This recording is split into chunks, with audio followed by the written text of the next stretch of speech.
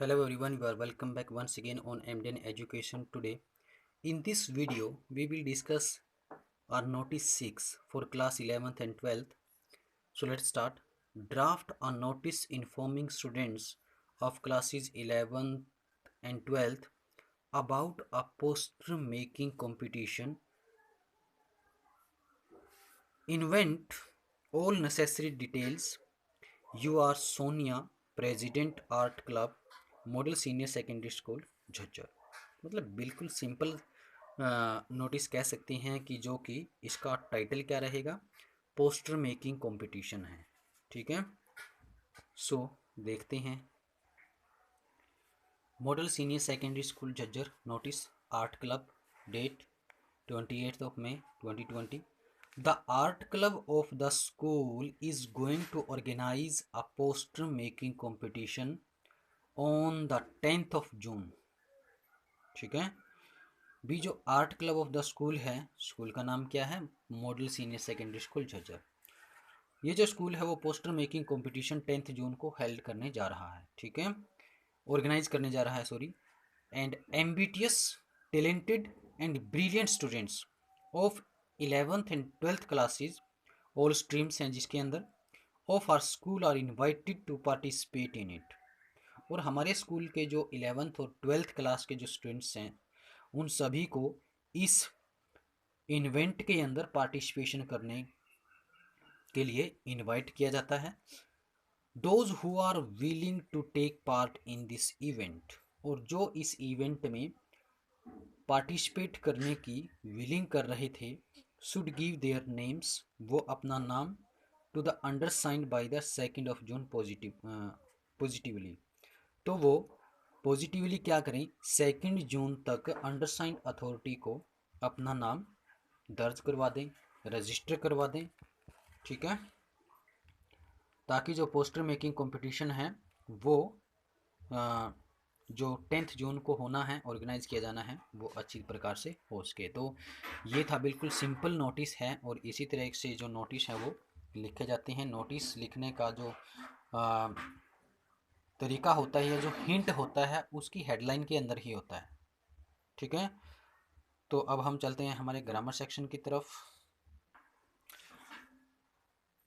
जैसे कि आप जानते हैं कि हम नरेशन को एक्सप्लेन कर रहे हैं, तो नरेशन में हमने टेंस चार्ट किया था, और टेंस चार्ट हम कर चुके हैं अच्छी प्रकार से, 2 वीडियो के अंदर हमने वो कंप्लीट किया है।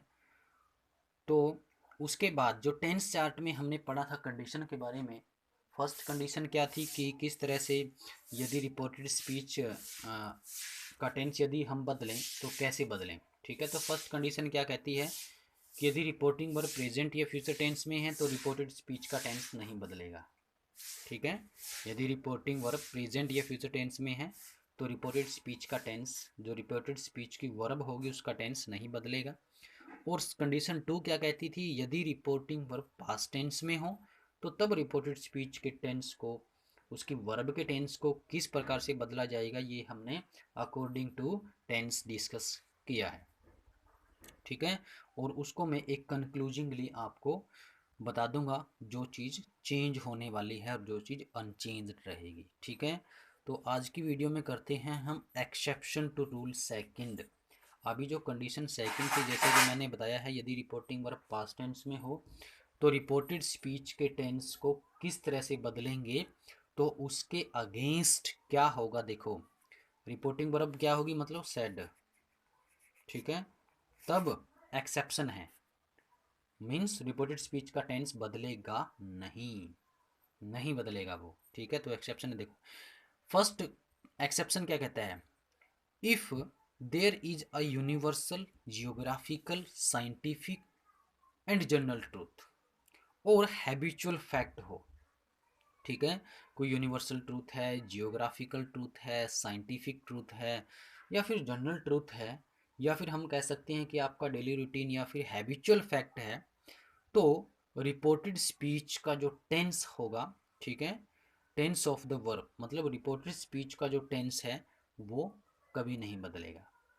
जो वर्ब होगी उसका टेंस कभी नहीं बदलेगा। ये पॉइंट आपने याद रखने हैं। कब नहीं बदलेगा, जब यूनिवर्सल, ज्योग्राफिकल, साइंटिफिक और जनरल ट्रूथ हो, या फिर उस सेंटेंस के अंदर या फिर रिपोर्टेड स्पीच क्या हो, किसी हैबिचुअल फैक्ट को शो करती हो। ठीक है, for example he said union is strength. आपको पता है यूनियन इज स्ट्रेंथ एक प्रोवर्बियल ट्रूथ है।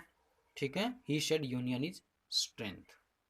ठीक है, ही said that union is strength, तो क्या हो जाएगा, ही said that union is strength. His uncle said 2 and 2 make 4।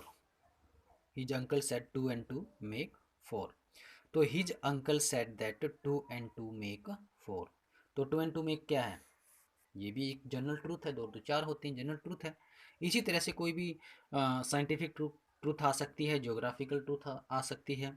ठीक है, तो उसमें आप रिपोर्टेड स्पीच के वर्ब के टेंस को नहीं बदलोगे। ठीक है, नेक्स्ट आता है, नेक्स्ट कंडीशन क्या कहती है, if the reported speech states a historical fact, मतलब यदि रिपोर्टेड स्पीच किसी ऐतिहासिक तथ्य को प्रदर्शित करती है, ऐतिहासिक तथ्य के बारे में बताती है, हिस्टोरिकल फैक्ट बताती है, तब रिपोर्टेड स्पीच का टेंस है वो अनचेंज्ड रहेगा, नहीं बदला जाएगा। देखो, he said India became free on 15 अगस्त 1947।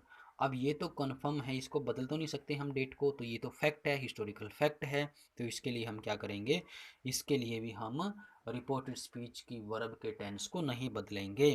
तो ही सेड दैट इंडिया है यहाँ, इंडिया बिकेम फ्री ऑन 15 अगस्त 1947। ठीक है, क्लियर है, कोई भी हिस्टोरिकल फैक्ट है उसके टेंस को हमने नहीं बदलना है। नेक्स्ट आता है, if the reported speech states to action taking place at the same time, मतलब यदि रिपोर्टेड स्पीच के अंदर दो एक्शन को सेम टाइम पर होना हो, यदि दो एक्शन सेम टाइम पर हो रहे हों, साइमल्टेनियसली हो रहे हों, तब रिपोर्टेड स्पीच का जो टेंस होगा तभी वो नहीं बदला जाएगा। ठीक है, मतलब जो पास्ट कंटिन्यूअस और पास्ट इंडेफिनिट टेंस होगा उसको हम नहीं बदलेंगे। For example he said Mohan was singing while Sohan was playing, तो देखो वाइल से क्या, वाइल दर्शाता है जब दो काम साइमल्टेनियसली हैपनिंग होते हैं। ठीक है, तो he said Mohan was singing while Sohan was playing, तो दोनों जो काम है, मोहन गाना गा रहा है, सोहन खेल रहा है, दोनों काम साइमल्टेनियसली हो रहे हैं, सेम टाइम पर टेकिंग प्लेस हो रहे हैं। ठीक है, तो इसलिए इसका जो टेंस है वो हम नहीं बदलेंगे। Look, he said that Mohan was singing while Sohan was playing. ठीक है, नेक्स्ट एंड लास्ट जो कंडीशन आती है वो क्या कहती है, एक्सेप्शन है जो, if the reported speech states an improbable और हाइपोथेटिकल कंडीशन। यस, यदि रिपोर्टेड स्पीच में कोई असंभाव्य, मतलब ऐसा सेंटेंस या ऐसी इवेंट या ऐसा काम जो कि असंभाव्य है, मतलब पॉसिबल ही नहीं है, दैट इज नॉट पॉसिबल। ठीक है, जो इम्प्रोबेबल है, प्रोबेबल नहीं है वो। ठीक है, मतलब वो इम्पॉसिबल है। और हाइपोथेटिकल, हाइपोथेटिकल मतलब कल्पनात्मक कंडीशन है उसके अंदर, तब पास्ट इंडेफिनिट टेंस को बदला नहीं जाएगा। ठीक है, वो अनचेंज्ड रहेगा। जैसे he said to me if I were there, if I were there I would snub him. Snub का मतलब होता है झिड़कना, ठीक है, डांटना। तो he told me that, said to को चेंज कर देंगे, told me that if he were there, तो यहाँ तो देखो प्रोनाउन तो हम चेंज करेंगे ही। ठीक है, क्योंकि आई क्या है, फर्स्ट पर्सन है, first person change according to subject, subject क्या है, ही, तो क्या जाएगा यहाँ पर ही वर देयर। तो यहाँ पर देखो ही वर देयर हाइपोथेटिकल सेंटेंस है, इसके अंदर एक कंप्लीट इमेजिनेशन की गई है, ये काम हुआ नहीं है। ठीक है, काम हुआ नहीं है ये। तो if he were there I would snub him, ये हमने कंडीशनल सेंटेंसेज के अंदर किया था, यदि आपने देखा हो तो।